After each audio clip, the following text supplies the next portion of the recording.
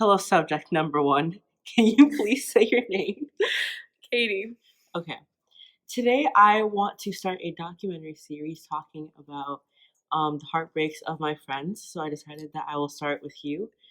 So I hear that you have 3 people that you want to talk about today. Can you name them for us? Eliana, Ryan, and Matt. Okay. Let's start with Eliana. Can you please describe to us the beginning of your relationship? So, Eliana was a new girl in 9th grade, and I've been going to this school since kindergarten, so I'm not new. And she was a lesbian. Okay, it was very clear when she first walked in. And I was like, oh my god, I want a girlfriend so bad. And so I was like, okay, this is this new girl. She's really cute. She's clearly lesbian. I have a crush on her. So I did. And things were like whack for a while. Like, she didn't really talk to me. We had math together. That's like the only time I talked to her. We sat together. I did not think she liked me. She kept like saying I'm straight, and I was like, that shit don't add up. But all right. And then in March, so we had ski club together. So we skied together a lot. And like January, was like a spicy month for us. She like told me she was gay, and I was like, and then like the next week she said she was straight, and I was like, what's going on? So heartbroken. And then we were also in the musical together, so we were hanging out a lot. And then the last weekend of February, this is 3 years ago, we had our first sleepover, and I like made a joke, and like everyone knew I had a crush on her. I'm pretty sure she knew I had a crush on her. Like, I was not subtle about it. I'm not subtle about that kind of stuff. We had a sleepover, and I usually have people sleep in my basement, but she slept in my room in my bed with me. And I like made a joke about how people always like talk about our wedding and stuff, but it's because I would talk about it, and I'd be like, like, what if we planned our wedding? And she didn't like balk at it, so we like made wedding plans, and I wrote them down. I still have it. You do? And then so then like the next day we had a rehearsal, and I like called her my wife, and we were like, I was like, oh my god. And then we like, I don't know, it was weird. And then the next weekend was the weekend of the show, and opening night was Thursday, and then I slept over at her house Friday to Saturday. And she usually would make, whenever she had a sleepover, she has a small, like, I have a queen, but she has a twin, like, bed.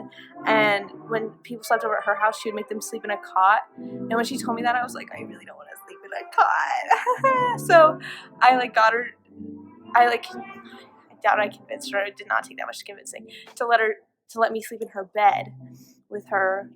And I like confessed, it was dark, and I confessed my feelings for her, and she was like, yeah, I like you too. And I was like, OMG.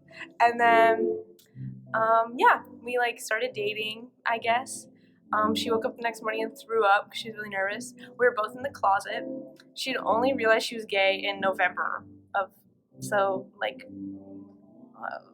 4 months, 5 months, something like that before. Really? Yeah. You can tell Eliana's gay just by looking at her. I know. That's crazy. It's literally been like that since she was little. But she said she went to the Women's March in Washington, D.C., and that's when she realized. She was like on a bus with a bunch of queer women, and she was like, So after that, we had sleepovers like every weekend, and we didn't move that fast. They were like kissing. And then we like it was very obvious we were dating at school. Like, she would always deny it, but I wouldn't. And like I was always trying, like, my love language is touching, so like I'd always try to like hug her, hold her hand or something. And especially at the beginning she would let me, but like she would like push me off sometimes, but I would always chalk it up to like her like not wanting people to know. And then she came out in May on the last day of school to everyone. And then I was like, yes, we're dating. And everyone was like, we know. And then she came out a week later to her parents.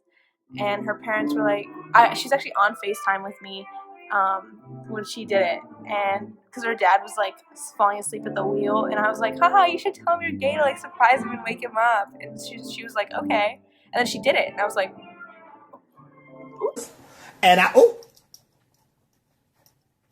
Yeah, but she's muted right now. And he was like, oh, okay. And then she went home and told her mom. And then they were like, no more sleepovers. And then we were dating in the summer, but like I was out of town, she was out of town, we didn't see each other that much. I don't know what my parents thought. I mean, I feel like there's no way they didn't know. Like we spent a lot of time in my basement. And then she went to this engineering camp while I was at a sleepover camp that like didn't let me have my phone. And she would like write me letters. And then I came back from it, and she told me that she met this girl there named Nicole, who we were going into our sophomore year, and this girl's going into I think her senior year. And Nicole had really liked her, and there was like there was this one night where they like hid in the shower together because they were out of their rooms when they weren't supposed to be, and so they were like hiding from the people checking. And they like shared a brownie together, like one of those cosmic brownies. And I was like, oh, okay. She was like telling me about it. And then she told me that Nicole had this huge crush on her and literally wrote her a love letter. And she showed me the love letter, and it was like, Eliana, like, I really, really like you. Like, I don't want to screw things up between you and Katie, blah, blah, blah. Okay, bitch, why would you write someone who's in a relationship a letter like that if you didn't want to screw them up? Like, that's so fucked up. And I was like, you don't like her back, right? And she was like, no, no. But I am going to hang out with her this Saturday at the mall together. And I was like, oh, like with other people, right? And she was like, no. And I was like, you're joking, right? Like, because I was in my head, I was like, okay, someone tells you they like you, and then you say, you don't say no, I don't like you. You say, sorry, I have a girlfriend, and then you go hang out with them alone together. Is that not a date? Tell me, is that not a date? And so I was like, okay. And then we got back to school, and I like gave her this like real like I bought us matching pins over the summer, and I gave this like really sweet like homecoming proposal thing. Like I gave her this pin. I had wrapped it in paper, and like on the paper was like 6 reasons why I loved her. And she like opened it, and she was like, okay. And I was like, can you give me a hug? And she was like, oh, okay. And like it was like really, I was like, damn, like I put a lot of heart into that, and I thought it was cute. And she just like didn't care. And like when we got back to school, she was still like she like started pushing me off like even more. And I was like we're out, like people know, like you're out, people know we're dating, like this isn't a secret anymore, why are you pushing me away? And she's like, oh, I'm just like not comfortable with physical touch, which is like fine, I guess, but like that do be my love language, so I do be feeling neglected. And then in August she called me on the phone and was like, I think we should break up. And I was like, what? And I like started crying, and she was like, oh, I'm just kidding, like I'm sorry, I don't know why I said that, like I don't think that. And so then we got back together, and then like 2 weeks later she was like, this might be a little NSFW. She was like, oh, I'm horny. And I was like, okay, I'm not, but I'll do this for you.